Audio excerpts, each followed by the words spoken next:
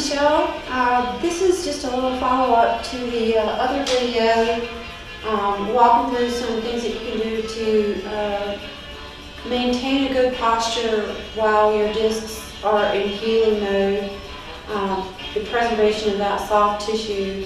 And one thing that struck me after I was looking back and forth at our comments was a mention that you're able to go to yoga and twist yourself into various postures.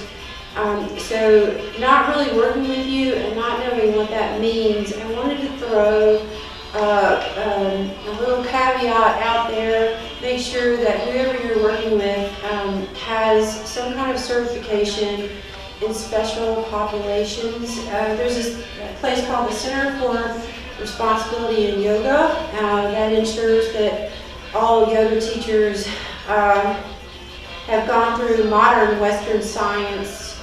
So you know I'm the biggest earth lover, musician, artsy fartsy, hippy dippies, love the Grateful Dead person. That said, all chakras aside, there's really no substitute for a nice MRI, Western science, that axial elongation of the spine, and healing according to a systematic fashion that can be measured. So anyway, there's just a caveat on there. I want to make sure that in that process of twisting and doing the various twisty things, that you have a basic understanding of rotation through the spine. So hopefully, now I've got this shirt on to kind of, so you can hopefully see, this is your oblique line. We're going to talk about the oblique line because they work together. This oblique works with this oblique, the external and internals work together to twist and rotate the spine. They're the prime movers of the spine in that sense. And we want to really understand rotation and where it comes from. So you can see the thoracic spine is outlined pretty much by this shirt. Your thoracic spine has a rib attached to it. That's why it's called thoracic. But they have a specific shape that enables their function to protect the rib cage. You're somewhat limited in extension. That's lifting up from here through the thoracic spine. However, you have a great range of rotation through the thoracic spine. So rotation just through the thoracic spine, not really engaging the lumbar, is really twisting from up here. So one way to kind of ensure that where you're moving from is you can think about what are called push-pull mechanics in martial arts. So I'm pulling with my left arm and pushing with my right. So you should really see these lines twist around, and even more so when I come to this side, you should maybe be able to see some of that back line. And I'm not sure if it'll outline here well. I'll get a little tool that demonstrates. This is the TRX rib trainer I've been working with. Hopefully you can see how that push-pull mechanics rotates through the spine. The important thing to think about is you have about 22 to 26 degrees of rotation through your thoracic spine and only 8 through your lumbar. So the lumbar is not really designed to do a whole lot of rotating and twisting.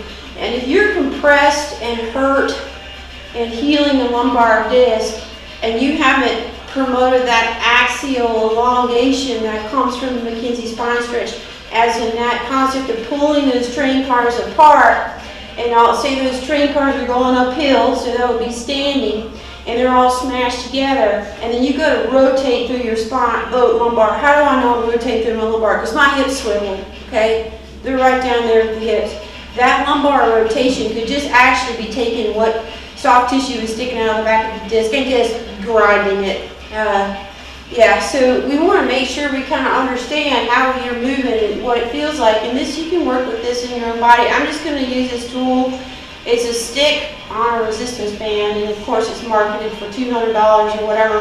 Howard can make you one of these with a 20-pound resistance band and those cheap pieces of plastic on a 6-inch, I think it's a 6 or an 8-inch gravel and into a pole. There you go, Howard. Enjoy your next project.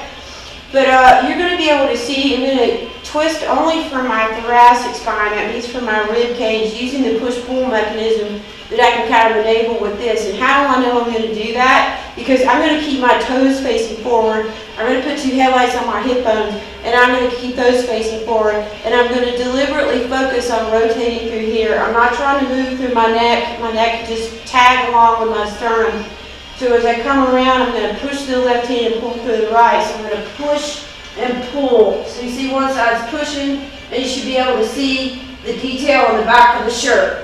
I'm having a lot of trouble breathing because my ribs, my lungs release air, and releasing that air allows me to rotate. So to see it from the other side too, just to understand thoracic rotation, it's the top part of a punch. A full punch comes from the full body. This is just the top part. This is the end delivery mechanism. Again, putting 2 headlights on the hip bone, the toes are facing this way. This arm's going to push and the left arm's going to pull. This is 20 pounds of resistance, so it kind of helps just spin me around on my own spinal axis from here up. I'm going to make a commitment using my core, my hips, my torso to keep all of that facing forward, and I'm just going to rotate from the thoracic spine or the rib cage. So when people say rotate through the rib cage, that's what they're talking about. It's the very end of the cross punch. So I'm going to push and pull. It's not exact TRX form, this is just a demonstration. So I'm pushing, and pull it. And there I've got a really nice degree of rotation. You should be able to see the back of the shirt. And then I'm going to come back around. So that's the push-pull mechanics of rotating through the spine, the upper spine. Now see, that's pretty sophisticated stuff. Once you start to heal up, you know, and you want to do extreme twisting and rotation, I would recommend dynamic rotation, as is taught in a dojo or by a martial artist or by a ballet dancer. They are the experts in this integrated coordinated movement. And here's why. It's because I get guys come in here that they can tell me they can punch. Yeah, I got my punch, you know. Okay, cool, let me see your punch. So what they do is I want them to start here like they're going to throw a cross punch. So a cross punch is going to have a lumbar rotation, a pivot. You're going to hit them with your ass, and then you're going to unload, doing that push-pull on top of it. So you're going to kind of, you know, these guys have all these strategies for where they put their hands, but I'm just going to kind of sort of mimic that. But you know, you try not to drop your hands and the guy doesn't know you're throwing it, but I'm just going to pretend I'm demonstrating one here. So I'm going to pull with the left hand, push with the right hand, but the whole thing is I'm going to rotate. So now I've got full rotation through the lumbar, so you should be able to see the back of my shirt, and then I'm going to unload. So you would have a full rotate.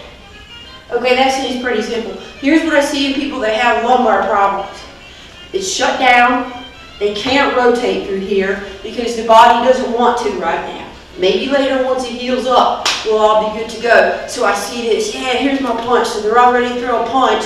And what they do is just pivot the hips here, freeze, and then throw from their arm. That is the best way to completely dislocate your shoulder, rip out your supraspinatus tendon, but they have this upper body strength, so they think they're punching. But a punch is like full integrated movement.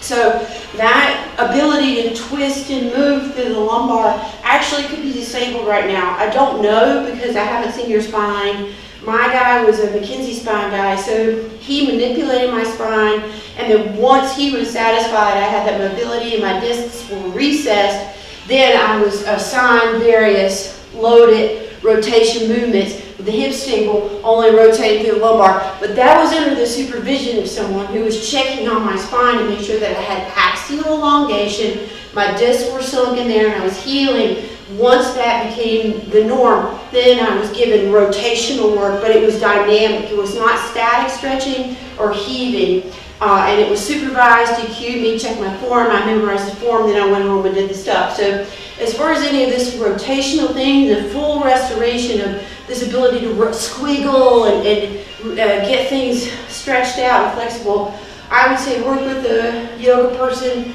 If you have to do static stretches, someone who's had training in the special populations, Center for Responsibility in Yoga, a physical therapist is going to be able to help, you know, just a couple visits, get that stuff connected through the lumbar. They'll be able to watch you move. A chiropractor, maybe, but any dojo, go in there humble.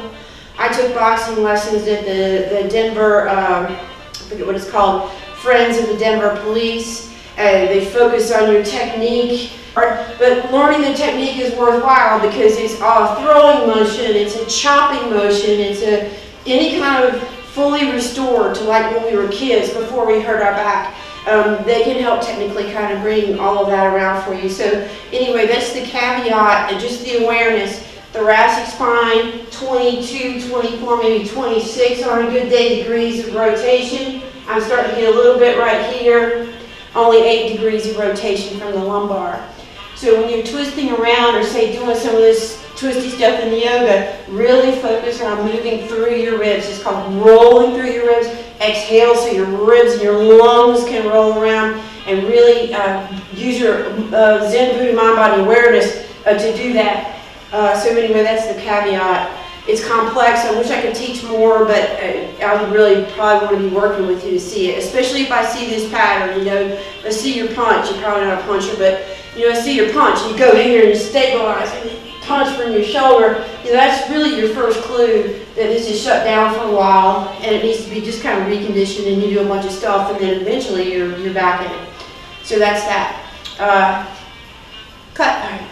The next thing we're going to go through is called a Pallof press. So one of the most important things the body does is its ability to resist rotation. So what does that mean, resisting rotation? Well, it means not falling over sideways for one thing. Gravity is pulling me this way. So that would be lateral flexion, but there's also some rotational aspect to it if you're falling over, like when you're drunk. See how you're kind of you're rotating your lateral system. So it's resisting rotation is really important, and that's a lot of the function of the oblique musculature. So that's really running right down the sides of my oblique line right there. So one of the greatest things ever, it's very simple, it's called the Pallof press.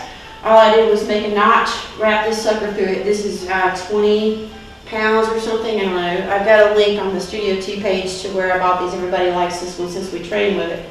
Pallof press is great. It's about resisting rotation. So I'll give you a demonstration here straight onto the camera. So I set this up here. So I'm going to stay in a relatively narrow stance. The way to cheat on this is to get like this and resist rotation. Well, of course you're going to resist falling over because you're in this huge wide squat. So you want to line your knees up with your hips, your true hip joint, and just make a commitment right now. Nothing is going anywhere. I'm in a flat back stance, athletic stance, and just a hint of aiming that tailbone down. And just a hint of tucking that chin. So don't be Ronda Rousey. Don't keep your chin up. Keep your chin down. Stay focused here. Find your center line right down your belly button. And then all we're gonna do is hold this out. Everything is pulling me off to this side. It may look really easy from here. You're gonna pull this to your center line. Make it a little bit harder on myself. There we go. Pull this to your center line, in and out. It's a lot of work. If you feel it coming all the way through here, with a cross brace through the right side, also some work coming in from right here, then you're doing it right. So just to see it posturally from the side, okay, this should be the marker. Let me go from here. Okay. So now I'm going to hold that and press in and out. No change in the back. A lot of work for no change to go down. And you do sets of this until you break form every day. I'm just here, just do this every day, 10 or 12 in the morning when you get up or whenever you like to work out. Then you're probably going to want to advance this. I would suggest to do this as quickly as possible to a split stance. So send the leg against the band back. And again, don't hyperextend, just to have the tailbone slightly, just a hint of a tuck. Like you could tuck if you wanted to, but you're not. Just stay real neutral. Again, when you find your center line, you can be really martial arts about it if you want. Kick that back leg, this lunge leg, off to the side, just a hint. That helps your base of support. It's a more natural moving posture. And then you're going to do the same thing, holding that center line the whole time. You can do these from kneeling. You can actually play around with it, experiment with your own hip musculature. But all of the concept is the same. So this is a Pallof press. Howard, you probably like throwing weights around in the weight room, as do I. So this is really nice on a cable wrap. throw about, for me, about 40 pounds, however for you, maybe 60. Get your cable grip, and you'll step out a little bit with the machine, and then do the same thing, just sideways facing the cable machine. There are a lot of more convoluted variations on this, but really I think this was simple. Don't fall over, bring awareness to your lateral system. And the Pallof press, man, it's just one of the greatest exercises you could do. More frequent sets with better quality control and awareness of where you think you're going to fall down and deliberately not falling down there, feeling that isometric contraction or feeling that burn anywhere you need to feel it to not fall down. That's really going to get you the big results on this. Tremendous results doing just gobs of Pallof presses with people. As a stability builder, it also gets some glute med in there and helps you with single leg balance and single leg lunges and stuff. So it's a really goodie. And anyway, so that's the caveat. Rotation, twisting, and very tempting. It might feel very good, but just have awareness, know what you're doing. This is your thoracic spine. If you exhale, you can get more rotation. Be safe about it. Don't start working fancy pivots yet unless you've been advised. If you do and you start to have sort of a disconnected punch, that's mean I go to here and I'm stuck, and this would really be throwing like a girl to use a thing. It's like that. Versus throwing a baseball is one line off the back toe. This is only thrown from here, and my arm, if it weren't attached by ligaments, would just go flying off. So if that seems to be a problem for you, I would just go say that is going to probably be some more hands-on work with someone. Martial artists are great for that, boxers, dancers, or PT. They can be kind of expensive. So anyway, hope you enjoyed this postscript message, and good luck in your healing.